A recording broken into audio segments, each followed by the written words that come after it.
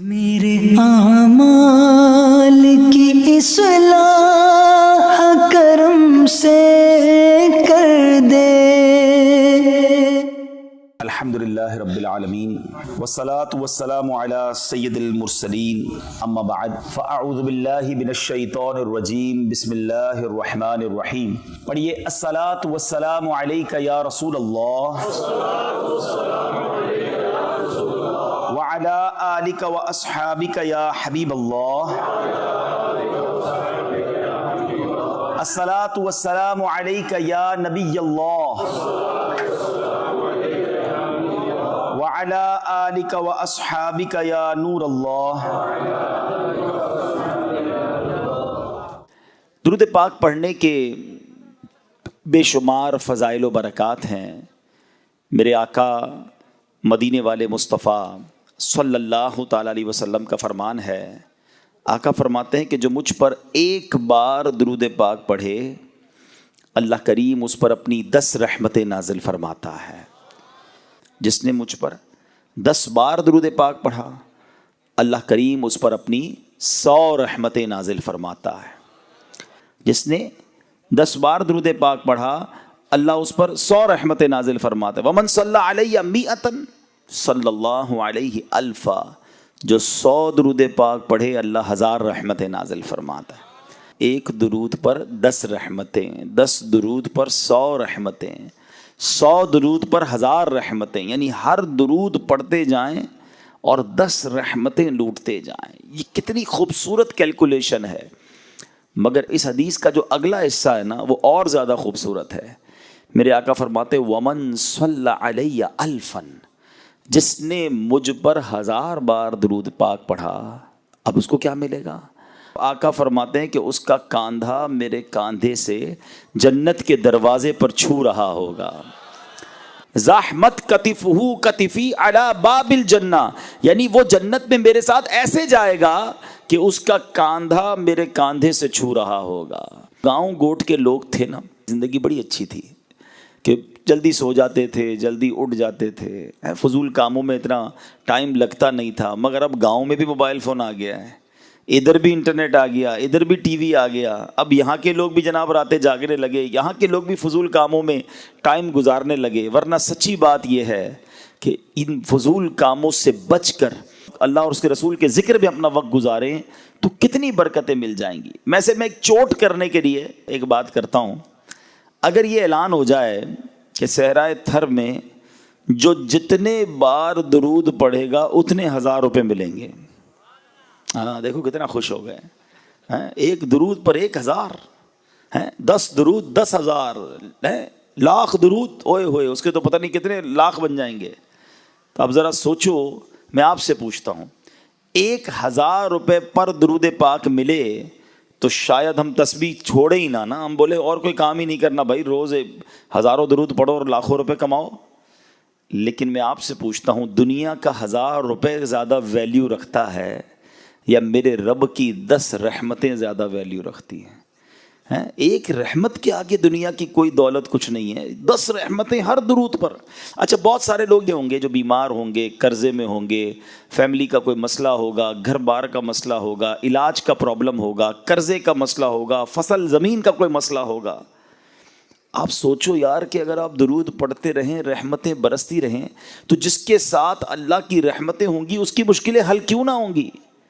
تو آج سارے بھائی نیت کریں، یہ فضول کاموں میں عجیب بس گپ شپ میں ساری رات گزار دیتے ہیں، آپ زندگی میں اپنے ذکر و درود کو شامل کریں اور سمجھو اس اپنی زندگی کی اہمیت کو سمجھو۔ ہماری زندگی یہ ہوٹل پر بیٹھ کر ٹی وی دیکھنے کے لیے نہیں آئی ہے، ہماری زندگی یہ موبائل فون ہاتھ میں لے کے گھنٹوں ضائع کرنے کے لیے نہیں آئی ہے۔ ذرا مل کر کہیے سبحان اللہ، اب کہیے الحمدللہ، اب کہو اللہ اکبر۔ کتنی دیر لگی؟ 30 سیکنڈ بھی نہیں لگے، ٹھیک ہے؟ آپ نے سبحان اللہ، الحمدللہ، اللہ اکبر کہا، شاید یہ سب آپ نے 10 سیکنڈ میں بول لیا، مگر آپ کو پتا ہے آپ نے کیا کما لیا؟ پہلے یہ بتاؤ اپنی دنیاوی زندگی میں 30 سیکنڈ میں کیا کماتے ہو؟ کچھ بھی نہیں، باتوں میں نکل جاتے ہیں۔ لیکن آؤ میں بتاتا ہوں، میرے نبی علیہ الصلوۃ والسلام کے سچے وعدے ہیں، جو ایک بار سبحان اللہ کہے اس کے لیے جنت میں درخت لگا دیا جاتا ہے. سبحان اللہ کہیں جنت میں درخت لگ جاتا ہے. الحمدللہ کہیں جنت میں درخت لگ جاتا ہے. اللہ اکبر کہیں جنت میں درخت لگ جاتا ہے. تو کیوں نہیں صبح و شام اللہ اور اس کے رسول کا ذکر کر کے جنت میں اپنے درخت اپنے باغات لگوا لو, تاکہ جب دنیا سے جائیں گے. مجھے ایک بات بتاؤ, جس کے جنت میں درخت لگے ہوں گے اس کو جنت میں جانے بھی تو دیا جائے گا نا. تو انشاءاللہ اللہ رسول کا ذکر کرو, جنت میں داخلہ بھی ملے گا. اللہ مجھے اور آپ کو فضول کاموں سے بچ کر خوب اپنا اور اپنے حبیب علیہ الصلوۃ والسلام کا ذکر کرنے کی توفیق عطا فرمائے. آئیے مل کر محبت کے ساتھ بآواز بلند درود پاک پڑھ لیں. صلو علی الحبیب صلی اللہ تعالی علی محمد صلی اللہ علیہ وسلم. پیارے پیارے اسلامی بھائیوں, آج میں نے ایک ایسی بیماری کے بارے میں آپ کو بتانا ہے کہ نارملی ہم اپنی جسمانی بیماریوں پر تو بڑی بات کرتے ہیں کہ یار بلڈ پریشر نہیں ہونا چاہیے, شوگر نہیں ہونی چاہیے, کولیسٹرول نہیں ہونا چاہیے, فلاں مرض نہیں ہونا چاہیے. اچھی بات ہے, اپنی صحت کا خیال رکھنا چاہیے. لیکن کچھ بیماریاں وہ ہیں جو بڑھ جائیں تو جان لے لیتی ہیں, جیسے ہماری جسمانی بیماریاں ہیں. لیکن کچھ بیماریاں وہ ہیں جو بڑھ جائیں تو ایمان لے لیتی ہیں. اب بتاؤ کون سی بیماری زیادہ خطرناک ہوئی, جان لینے والی یا ایمان لینے والی؟ جان تو ویسی جانی ہے, آج نہیں تو کل چلے جائیں گے, دنیا سے تو جانا ہی ہے نا. اور اگر بیماری کے عالم میں کوئی جاتا ہے اور صبر کر کے جاتا ہے تو اس کے گناہ بھی معاف ہو جاتے ہیں. بیماری تو گناہ معاف کروانے آتی ہے. جو وہ والی بیماری جس کا میں ذکر کر رہا ہوں جو ایمان لے سکتی ہے, اس کو کہتے ہیں باطنی بیماریاں, چھپی ہوئی بیماریاں. ان میں سے ایک دو بیماریوں کا میں نے آج آپ کو ذکر کرنا ہے. اور افسوس یہ ہے کہ یہ وہ بیماری ہے جو کون سا گھر ہے, کون سا معاشرہ ہے, کون سا گاؤں, کون سا شہر ہے جہاں یہ بیماری نہیں ہے. اور اس بیماری نے ہماری محبتیں ختم کر دی ہیں, ہمارا پیار ختم کر دیا ہے, ہمارا بھائی چارہ ختم کر دیا ہے. یہ کون سی بیماری ہے؟ اب ذرا غور سے سنیے, اور یہ بیماری کتنا بڑا جرم ہے یہ بھی ذرا سمجھیے گا. حضرت سیدنا ابن عباس رضی اللہ تعالیٰ عنہ کی خدمت میں کچھ لوگ گھبراہٹ کے عالم میں حاضر ہوئے اور عرض کی کہ ہم حج کی سعادت پانے کے لیے نکلے تھے, ہمارے ساتھ ایک آدمی بھی تھا. جب ہم ذات و صفاح کے مقام پر پہنچے تو وہ بندہ انتقال کر گیا. ہم نے اسے غسل و کفن کا انتظام کیا اور پھر اس کے لیے قبر کھودی. اب ذرا غور کیجئے گا, کہاں کون سے سفر میں جا رہا ہے وہ بندہ؟ حج کے سفر میں. اور حج کے سفر میں اس کا انتقال ہوا ہے. روایتوں میں آتا ہے کہ جو بندہ حج کو جائے, عمرے کو جائے اور راستے میں مر جائے تو اللہ تعالیٰ قیامت تک اسے حج کرنے کا ثواب عطا فرماتا ہے, کیونکہ وہ اس سفر میں مرا ہے نا. اتنی بڑی ایک طرح سے سعادت ہے. مگر اس بندے کا حال دیکھو. کہتے ہیں ہم اس کو دفنانے کے لیے جب قبر کھودی تو دیکھتے ہیں کہ وہ پوری قبر کالے سانپوں سے بھر گئی. ہم گھبرا گئے. ہم نے جو ہے وہ دوسری قبر کھودی, دیکھتے ہی دیکھتے وہ قبر بھی کالے سانپوں سے بھر گئی. ہم پریشان ہو گئے اور ہم نے کہا حضرت آپ کے پاس آئے ہیں, بتائیے ماجرا کیا ہے. سیدنا ابن عباس رضی اللہ تعالیٰ عنہ فرماتے ہیں یہ اس کا کینہ ہے جو اپنے دل میں رکھتا تھا, جاؤ اس کو وہیں سانپوں کے درمیان جا کر دفنا دو. آپ ذرا غور کیجیے پیارے اسلامی بھائیوں کہ حج کا مسافر ہے مگر قبر میں سانپ آ گئے. وجہ کہ اس کے دل میں کینہ تھا, مسلمانوں کے لیے بغض تھا, لوگوں کے لیے برے خیالات تھے. فرمایا جس کے دل ایسا ہو کدھر بھی قبر کھودو گے ادھر سانپ نہیں آنا ہے, ادھر عذاب نہیں آنا ہے, ادھر ہی دفنا دو. اے پیارے اسلامی بھائیوں ذرا غور کیجئے. میں آج جس بیماری کے بارے میں, جس پرابلم کے بارے میں ذکر کرنے آیا ہوں, سمجھانے آیا ہوں, خود بھی سمجھنے آیا ہوں, وہ ہے کینہ, بغض. میں اس کی تعریف بھی بیان کروں گا کہ کینہ کہتے کس کو ہیں. اور ہو سکتا ہے کہ ابھی تک تو کسی کو سمجھ ہی نہ آیا ہو کہ کینہ کیا ہے, یا پھر کینہ میں تو نہیں کرتا. تو ذرا سنیے گا. اب پہلے تو کینہ جو ہے اس کی تعریف تھوڑی دیر بعد بیان کرتا ہوں. ایک طرف آپ نے اس بیمار یا اس پرابلم میں جو شخص مبتلا ہے اس کا عذاب سن لیا. اب آؤ دوسری طرف انعام بھی سن لو.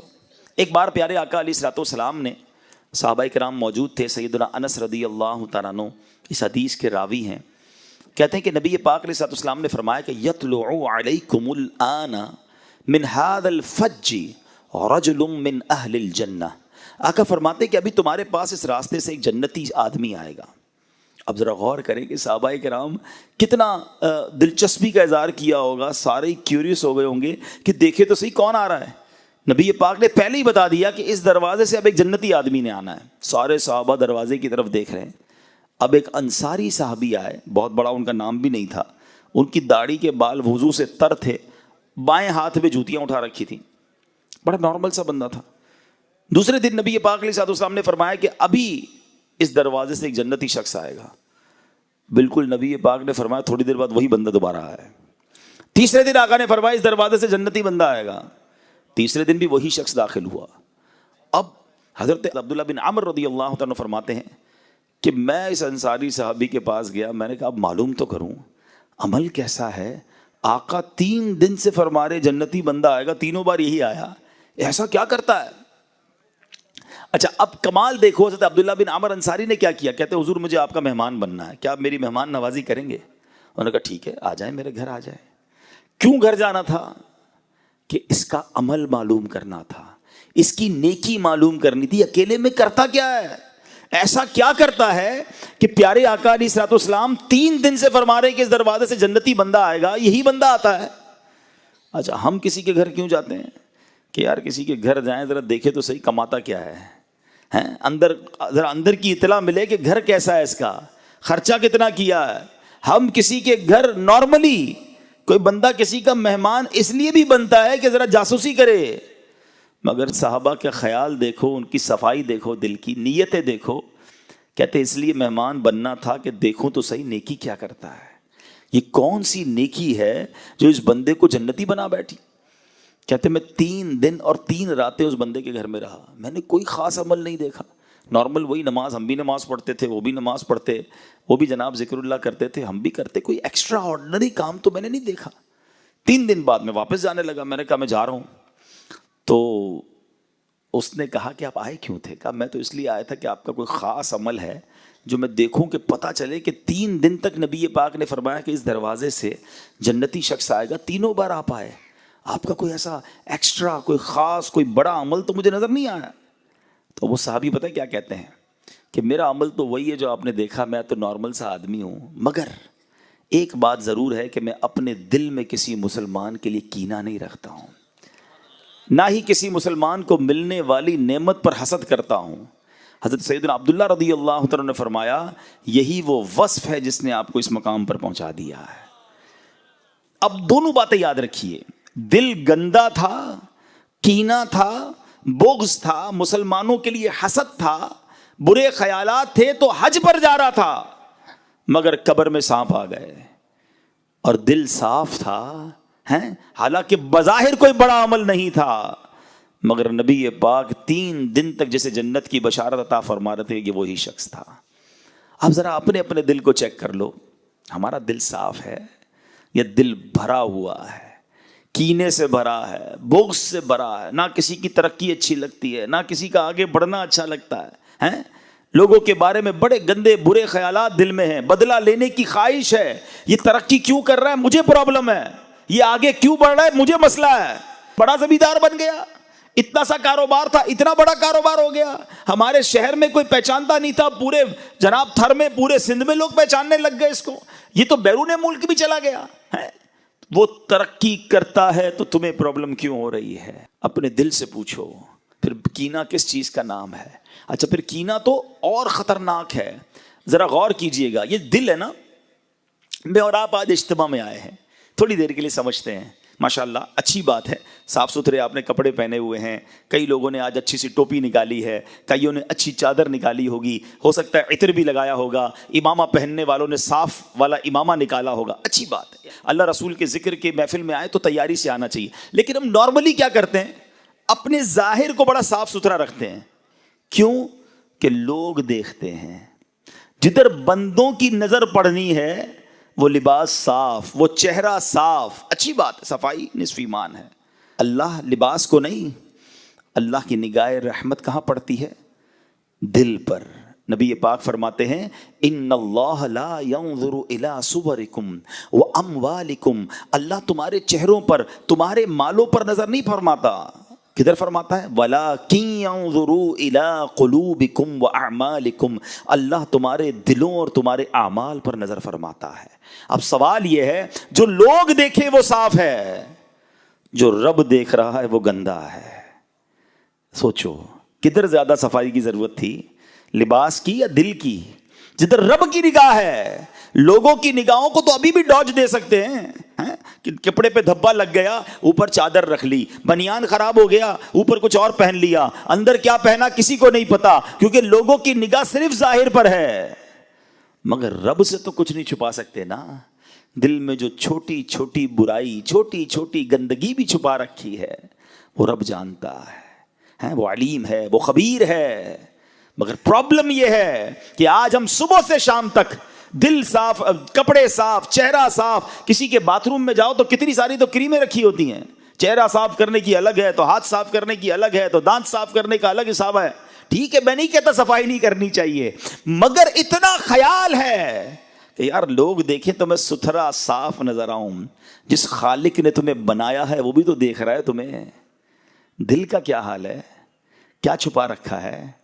تکبر اندر چھپا رکھا ہے، غیبت اندر رکھی ہے، حسد اندر رکھا ہے، لوگوں کے لیے برے خیالات اندر رکھے ہیں، گندے گندے پلان اندر رکھے ہیں، دشمنیاں اندر رکھی ہیں۔ پھر کہتے ہو اللہ مجھ سے راضی ہو جائے، وہ دیکھ رہا ہے کہ تمہارے دل میں کیا ہے۔ نماز بھی پڑھتے ہو تو اس لیے کہ لوگ نمازی سمجھیں، لوگ تو سمجھ لیں گے نمازی، رب جانتا ہے نیت کدھر کی ہے۔ صدقہ خیرات اس لیے دیا کہ لوگ سخی سمجھیں، لوگوں نے تو دیکھا کہ میرے ہاتھ سے پیسہ نکلا غریب کو ملا، تصویر بھی کھنچ گئی۔ اللہ جانتا ہے کہ نیت کدھر کی ہے، اللہ کی رضا تھی یا لوگوں کو دکھانا تھا؟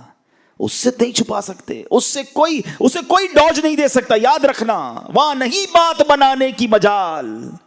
اعلیٰ حضرت کہتے ہیں وہاں نہیں بات بنانے کی مجال، چارہ اقرار ہے، کیا ہونا ہے ماننا ہی پڑے گا۔ ہاں مولا کیا تھا، میں نے دکھاوا کیا تھا، میں نے تکبر کیا تھا، میں نے بغض کیا تھا، میں نے دشمنی رکھی تھی، میں نے لوگوں کے لیے سب کیا تھا۔ ادھر نہیں بچ سکو گے۔ خدا را بات کو سمجھو، اپنا دل صاف کرو۔ اور دل میں جس بیماری کا آج میں ذکر کرنے آیا ہوں یہ بہت خطرناک ہے، اس نے ہماری محبتیں ختم کر دی، ہماری رشتہ داریاں ختم کر دی، ہماری دوستیاں ختم کر دی۔ ساتھ بیٹھتے ہیں، کھانا بھی ساتھ کھاتے ہیں، ایک ہی گھر میں رہتے ہیں، مگر دل میں ایک دوسرے کے لیے کینہ ہے۔ اچھا ملیں گے بھی مسکرا کر، ماشاءاللہ کیسے ہیں، ٹھیک ہے، سب خیر ہے، دل ہی دل میں ہو رہا ہوگا تباہ ہو جائے یہ بندہ۔ ساتھ روز کھاتے ہیں، وہ آ کر بتاتا بھی ہوگا یار اس بار فصل بہت اچھی ہوئی، اللہ نے بڑا کرم کیا، باجرہ بہت نکلا، ارے گوار کی فصل بھی بہت اچھی ہوئی، اللہ نے بڑا کرم کیا، مونگ کی دال اس بار تو کمال ہو گیا۔ وہ کمال ہو گیا کہہ رہا ہے، اندر جلن ہو رہی ہے کہ اس کو کمال کیوں ہو گیا۔ اور سوچو یار وہ دل کتنا گندا ہے جو کسی مسلمان کی ترقی پر افسوس کر رہا ہے، جس کو کسی مسلمان کی خوشی میں پرابلم ہو رہی ہے، اس دل کا کتنی گندگی ہے اس دل میں، اور وہ ہمارے دل میں اگر ہے تو۔ اور یہ کتنا برا عمل ہے، میں نے دونوں عمل بتا دیے۔ کینے والا دل سانپ والی قبر میں گیا، اور جو دل صاف تھا اس کو آقا نے جنتی فرما دیا۔ اب طے آپ نے کرنا ہے کون سا والا دل رکھنا ہے۔ سنو اب میرے پیارے اسلامی بھائیوں، کینے کی ذرا تعریف بھی سمجھ لو، تھوڑا حسد سے یہ ہٹ کر ہے۔ حسد الگ ہوتا ہے، کینہ الگ ہوتا ہے، مگر یہ بہت قریب قریب ہیں۔ کینہ یہ ہے کہ انسان اپنے دل میں کسی کو بوجھ جانے، اس سے دشمنی اور بغض رکھے، اور یہ نفرت کی کیفیت ہمیشہ باقی رہے۔ اب اس کا ٹیسٹ پتہ ہے کیا ہے؟ چھوٹا سا ٹیسٹ کر لو۔ آپ کے جاننے والوں میں سے کوئی ایسا ہے، اچھا ایک بات یاد رکھنا، کینہ ہو یا حسد یہ اسی سے ہو سکتا ہے جس کو آپ جانتے ہوں، جس کو نہیں جانتے اس سے نہیں ہو سکتا۔ تھر میں رہنے والوں کا کسی برازیل میں رہنے والے سے حسد نہیں ہو سکتا، چاہتے ہی نہیں تو کیا ہاں کوئی تھر والا ہی برازیل چلا گیا تو پھر تو حسد ہو سکتا ہے، ورنہ نہیں ہو سکتا۔ مثال کے طور پہ آپ ہی کے علاقے کا، آپ کے شہر کا، آپ کا رشتہ دار، آپ کے ساتھ کام کرنے والا، آپ کا پڑوسی بھی ہو سکتا ہے، آپ کا دوست بھی ہو سکتا ہے، ٹھیک ہے نا۔ اب آپ غور کریں کہ آپ کے جاننے والوں میں سے کوئی ایسا ہے کہ جب اس کی تعریف آپ کے سامنے ہوتی ہے نا تو آپ کو تکلیف ہونا شروع ہو جاتی ہے، یار کوئی اور بات کرو نا بھائی، اس کا ذکر کیوں کر رہے ہو، کوئی اور بات کرو۔ اور جی چاہتا ہے کہ کسی طرح موقع ملے تو میں اس کو نقصان پہنچاؤں۔ معذرت کے ساتھ یہ جو انٹیریئر کے ایریاز ہیں نا، اندرون کے جو علاقے ہیں، تھر بھی ہے اس میں، سندھ بھی ہے، پنجاب بھی ہے، بلوچستان بھی ہے، خیبر پختونخوا بھی، بدقسمتی یہ ہے کہ یہاں دشمنیاں پالی جاتی ہیں، اور برسوں دشمنیاں رکھی جاتی ہیں. بچوں کو بھی بتایا جاتا ہے کہ فلاں خاندان ہمارا دشمن ہے. بتاؤ یار، کیا اسلام اس لیے آیا تھا؟ میرے آقا تو دشمنیاں مٹانے آئے تھے نا. نبی پاک نے تو فتح مکہ کے بعد خون کے پیاسوں کو بھی معاف کر دیا تھا، اور آج مسلمان کو معاف کرنے کے لیے تیار نہیں ہے. اور اگر آپ اسٹارٹ دیکھیں تو کسی چھوٹی سی بات سے یہ معاملہ شروع ہوا ہوگا اور اب تک نہ جانے کتنے لوگ قتل ہو چکے ہوں گے، لیکن احساس نہیں ہے. پھر کینہ اور کس شے کا نام ہے کہ تم دشمنی رکھتے ہو دل میں؟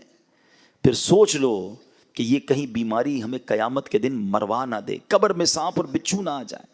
حدیث پاک کا مضمون ہے کہ کچھ بیماریاں ایمان مونڈ دیتی ہیں. ایمان مونڈنے والی بیماری کون سی ہے؟ فرمایا اس میں کینہ اور حسد بھی ہے، جو انسان کا ایمان برباد کر دیتی ہے. خدارا اس وبا کو نکالیے. نبی پاک فرماتے ہیں ان قریب میری امت میں پچھلی امتوں کی بیماریاں آ جائیں گی. صحابہ کرام نے عرض کی حضور پچھلی امت کی بیماریاں کیا ہیں؟ تو آقا نے فرمایا تکبر، اترانا، ایک دوسرے کی غیبت کرنا، دنیا میں ایک دوسرے پر سبقت کرنے کی کوشش کرنا، بغض رکھنا، بخل یعنی کنجوسی کرنا، یہاں تک کہ وہ ظلم میں تبدیل ہو جائے، پھر فتنہ و فساد بن جائے. یہ پچھلی امتوں کی بیماریاں تھیں، مگر آج ہمارے اندر بھی ہے. چھوٹی چھوٹی بات پر دشمنیاں پالی ہیں. اور یہ جو حسد ہے نا، یہ تو اتنا برا عمل ہے، اتنا برا عمل ہے. میں ذرا ایک سوال پوچھنا چاہتا ہوں، آپ کو اندازہ ہو جائے گا کہ حسد ایکچولی کتنی بری چیز ہے. مجھے بتاؤ شہرت دینے والا کون ہے؟ سب مل کر جواب دیں گے. دولت دینے والا کون ہے؟ ارے اللہ کا نام لے رہے ہو، زور سے لے لو نا. دولت دینے والا کون ہے؟ شہرت دینے والا کون ہے؟ اولاد دینے والا کون ہے؟ عزت دینے والا کون ہے؟ روزی دینے والا کون ہے؟ جب سب دینے والا اللہ ہے، اور اگر وہ کسی کو دے رہا ہے تو تمہیں پرابلم کیوں ہو رہی ہے؟ کبھی سوچا یہ حسد کتنا برا عمل ہے کہ جس کو رب دے رہا ہے تمہیں اس میں پرابلم ہے. اصل میں جو حسد کرنے والا ہے نا، وہ اللہ پر اعتراض کرتا ہے کہ اللہ اس کو کیوں دیا، مجھے کیوں نہیں دیا. یہ ڈائریکٹلی رب پر اعتراض ہے. اور دنیا میں جو سب سے پہلے گناہ ہوئے تھے نا، ان میں سے سب سے پہلے جو گناہ ہوئے وہ یہی تو تھے. حسد تھا، تکبر تھا. کیوں قابیل نے حابیل کو قتل کیا تھا؟ حسد تھا. کیوں شیطان نے حضرت آدم کو سجدہ نہیں کیا؟ حسد ہی تو تھا، تکبر ہی تو تھا. یہ سب سے پہلے اس دنیا میں ہونے والے گناہ ہیں. مگر آج مسلمانوں کے اندر بھی حسد اور کینہ آ چکا ہے. حسد ہے کیا؟ حسد کہتے ہیں کہ کسی کو نعمت ملے نا تو بندے کو یہ تکلیف ہو کہ یہ نعمت اس سے چھن کر مجھے مل جائے، اور اگر مجھے نہ ملے تو کم از کم اس کی تو برباد ہو جائے.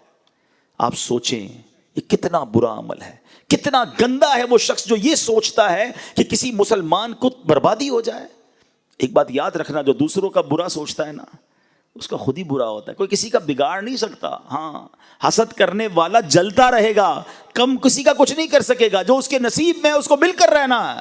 ساری دنیا مل کر کسی کو نیچے کرنے کی کوشش کرے نا، اور اللہ نے عزت رکھی ہے تو کوئی نیچے کر نہیں سکتا. اور ساری دنیا مل کر کسی کو اٹھانے کی کوشش کرے اور نصیب میں ذلت لکھی ہے تو کوئی اس کو بچا نہیں سکتا. وَتُعِزُّ مَن تَشَاءُ وَتُذِلُّ مَن تَشَاءُ بِيَدِكَ الْخَيْرُ. اللہ جسے چاہے عزت دے، جسے چاہے ذلیل فرمائے، وہ اس کی شان کے لائق ہے. ہم اور آپ کون ہوتے ہیں؟ لیکن یہاں پرابلم ہے.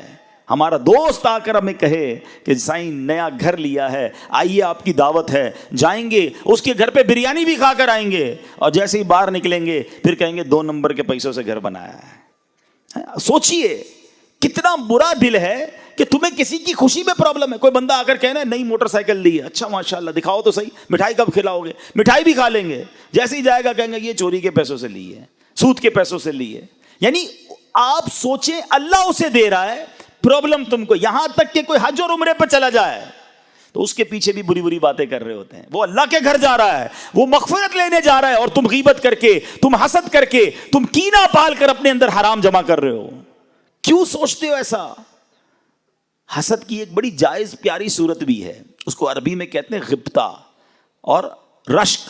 وہ کیا ہے کہ اگر کسی کو آپ دیکھتے ہیں کہ اللہ نے اس کو اچھا چہرہ دیا ہے، شہرت دی ہے، دولت دی، آپ اللہ سے دعا کرو نا، یا اللہ اس کو دی ہے مجھے بھی دے دے. اس میں کوئی حرج نہیں ہے. ہمارا مائنڈ بہت تھوڑا سا ہے، ہمیں لگتا ہے اس کو موٹر سائیکل مل گئی، اس کو گاڑی مل گئی، اس کو شہرت مل گئی، مجھے کیا ملا؟ کچھ نہیں ملا. یا اللہ اس کا مجھے چھین کے مجھے دے دے. یہ تو وہ کہے کہ جس کو یہ ایمان ہو کہ اللہ کے پاس اتنا ہی تھا. اس کو دے دیا اب اللہ کے پاس ختم ہو گیا، معاذ اللہ، ایسا تو ہے نہیں. میرے رب کے خزانے تو بھرے ہوئے ہیں نا. اب اللہ سے کہے یا اللہ اس کو بھی اور دے، مجھے بھی دے دے. تیرے خزانوں میں کمی تھوڑی ہے. تو نے جب اس کو عزت دی ہے مجھے بھی دے دے، اس کو دولت دی ہے مجھے بھی. ایسا کرو نا. یہ کیوں سوچتے ہو کہ اس کا چھن کر مجھے مل جائے؟ چھن کے ملے گا نہیں، تم جلتے ہی رہو گے. حسد کرنے والا دنیا میں بھی جلتا ہے اور آخرت میں بھی جلتا رہے گا. ایک جملہ یاد کر لو آج، اور وہ جملہ یہ ہے: سب کا بھلا سب کی خیر، سب کے بھلے میں اپنی خیر. ہاں، یہ دنیا میں دعا کرتے رہا کرو، یا اللہ تو سب کا بھلا فرما، سب کی خیر فرما، ان سب کی بھی خیر فرما، میری بھی خیر فرما. وہ کریم ہے، وہ عطا فرمائے گا تمہیں. اللہ کرے کہ یہ بات سمجھ آ جائے. یہ جو دشمنیاں ہیں نا، یہ جو کینہ ہے، یہ بغض ہے، یہ حسد ہے، یہ نکالو دل سے. واللہ یہ کولیسٹرول سے بڑی بیماری ہے، یہ تمہارے بلڈ پریشر اور شوگر سے بڑی بیماری ہے. ارے کولیسٹرول بڑھ گیا تو ہارٹ اٹیک کر دے گا. یہ بغض اور کینہ اور حسد بڑھ گیا تو ایمان لے لے گا. کدھر جاؤ گے؟ کیسے اس سے نکلو گے؟ اب آخر میں نے آپ کو حسد اور کینہ کرنے والے کا انجام بھی بتا دیا، کینہ سے دل صاف رکھنے والے کا انعام بھی بتا دیا. اب میں آپ کو علاج بھی بتا دیتا ہوں. دعوت اسلامی والے صرف پرابلم نہیں بتاتے، الحمدللہ سولوشن، علاج بھی بتاتے ہیں. ٹھیک ہے، اب علاج کیا ہے؟ پہلا علاج، اور وہ دل کی تمام بیماریوں کے لیے ہے. ٹھیک ہے، چاہے وہ تکبر ہو، چاہے وہ حسد ہو، چاہے وہ ریاکاری ہو، چاہے وہ جناب عجب ہو، خود پسندی ہو، یا یہ بغض ہو، کینہ ہو، جتنی دل کی بری بیماریاں ہیں نا جو ایمان برباد کر، سب کا علاج، سب سے پہلا علاج، اور وہ ہے دعا. اللہ سے دعا کرتے رہا کرو، یا اللہ میرا دل صاف کر دے، اے اللہ تکبر سے پاک کر دے، بغض سے پاک کر دے، کینے سے پاک کر دے، میں برا ہوں میرے مالک، میرے دل کو صاف کر دے. دعا کرو نا. اللہ، ہم کمزور ہیں، اللہ تو کریم ہے نا، وہ نگاہ رحمت فرمائے گا تو یہ دل صاف ہو جائے گا. پہلا دعا کیا کرو. ٹھیک ہے. دوسرا علاج وہ ہے اینٹی بائیوٹک. تھوڑا سا مشکل ہوتا ہے نا، انجیکشن لگاتے درد ہوتا ہے نا، یہ درد والا علاج ہے، لیکن ہے بڑا زبردست علاج. کہ جس سے حسد ہو گیا ہے نا، یا جس کے لیے کینہ ہے دل میں، برا لگتا ہے، بربادی کی خواہش ہے جس کی، اور آپ کو لگا یار یہ تو میرے دل میں آ گئی ہے اور میں تو مر گیا. اچھا، ایک آپ کو عجیب سی بات بتاؤں، جس سے حسد ہے نا یا جس سے کینہ ہے، اس کو پرابلم نہیں ہے، پرابلم آپ کو ہے، کیونکہ آپ کے دل میں بیماری ہے. اس کو تھوڑی بڑا مسئلہ ہے، بیمار آپ ہو گئے ہیں تو اس کو کوئی مسئلہ نہیں، علاج آپ کو کرنا پڑے گا. تو اب علاج یہ ہے کہ اب اس کے لیے دعا کریں. جس سے حسد ہو گیا ہے نا، اسی کے لیے دعا کریں. اور دعا کیا کریں؟ مثال کے طور پہ کسی کی خوبصورتی سے حسد ہے، یار اتنا اچھا چہرہ کیوں ہے اس کا، اب دعا کریں یا اللہ اس کو اور اس کی خوبصورتی میں اضافہ فرما. کسی کی دولت سے حسد ہو گیا ہے، دعا کریں یا اللہ اس کے مال میں اور برکت دے. کسی کی شہرت سے حسد ہو گیا ہے، یا اللہ اس کی شہرت میں اور برکت دے. ہے مشکل، آپ بولیں مولوی صاحب بندہ پہلے ہی اچھا نہیں لگ رہا اور آپ کہہ رہے ہیں اسی کے لیے دعا کروں، تو یہی تو میں بتا رہا ہوں، انجیکشن ہے یہ. تھوڑی تکلیف ہوگی آپ کو، لیکن اس کا فائدہ بتا رہا ہوں. جب آپ اس کے لیے دعا کریں گے نا، اس وقت آپ کو بھاری پڑے گا، لیکن آہستہ آہستہ کیا ہوگا کہ جب آپ دعا کرتے رہیں گے تو دل اس کے لیے صاف ہو جائے گا. آپ کوئی آ کر بتائے گا نا، یار پتہ چلا وہ فلاں کی کاروبار میں اور ترقی ہو گئی، تو آپ کہیں گے میں بھی تو دعا کرتا ہوں، ترقی تو ہونی تھی. کوئی آ کر کہے گا یار وہ اور مشہور ہو گیا، ارے اللہ اور عزت دے، میں بھی تو دعا کرتا ہوں. اب آپ کے دل سے یہ حسد اور کینہ صاف ہونے لگ جائے گا. تیسرا علاج، یہ بھی تھوڑا سا کڑوی گولی ہے، اور وہ کیا ہے؟ میں بیمار ہے نا، بیمار کو دوائی تو دینی پڑے گی نا. علاج کرنا ہے تو دوائی لے لو، نہیں کرنا تو آپ کی مرضی ہے. اور وہ کیا ہے کہ جس سے حسد یا کینہ ہو گیا ہے نا، اس کو جا کر تحفہ دے.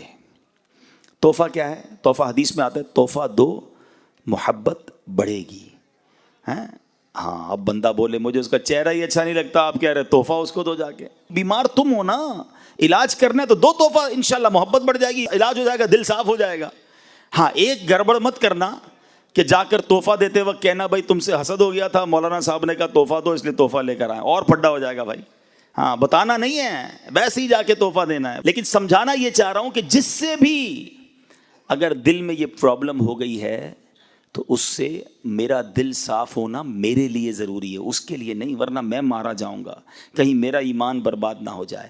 اور آخری بات، یہ جو حسد ہے نا یا کینہ، یہ سکون لے جاتا ہے.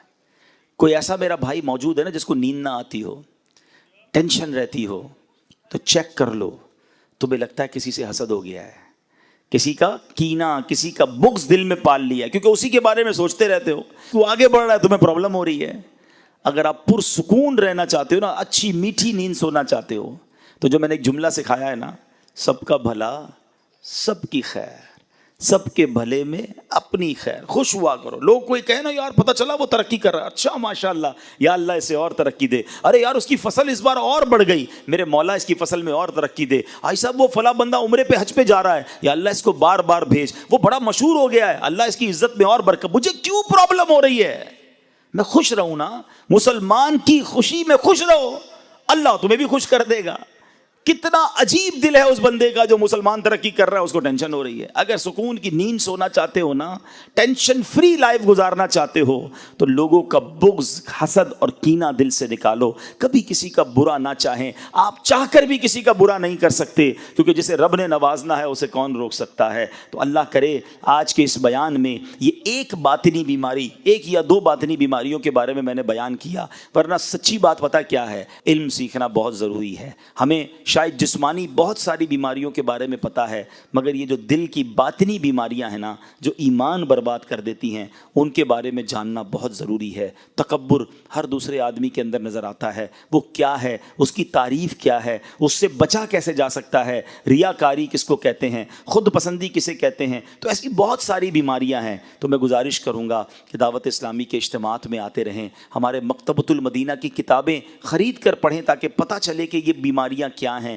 ایک کتاب کا نام بھی بتا دیتا ہوں، اس کتاب کا نام ہی یہی ہے، باطنی بیماریوں کے بارے میں معلومات۔ ایک ہی کتاب میں بہت ساری باطنی بیماریاں ڈیٹیل کے ساتھ لکھی ہیں۔ خدا را پڑھیے، ایک دوسرے کو یہ تحفے میں دیجیے، کتابوں کا تحفہ دینے کا رواج ڈالیں تاکہ علم پھیلے۔ کسی کو کتاب دیں گے، وہ خود پڑھے گا تو بھی آپ کو ثواب ملے گا، وہ کسی اور کو دے گا پھر بھی آپ کو ثواب ملے گا۔ تو ہمارے تحفے بھی ایسے ہونے چاہیے جو صدقہ جاریہ والے، یا آگے رہنے والے، یا آگے بڑھنے والے ہوں۔ اللہ کرے کہ ہم سب اپنے دل کی صفائی کرنے میں کامیاب ہو جائیں۔ الحمدللہ دعوت اسلامی کے پیارے ماحول میں ایسی باتیں سیکھی اور سکھائی جاتی ہیں۔ دعوت اسلامی کے اجتماعات میں آتے رہیں، مدنی قافلوں میں سفر کرتے رہیں، تو انشاءاللہ بہت کچھ سیکھنے کو ملے گا۔ اللہ ہم سب کو علم دین سیکھنے کی توفیق عطا فرمائے، آمین بجاہ النبی الامین صلی اللہ تعالی۔ میرے اعمال کی اصلاح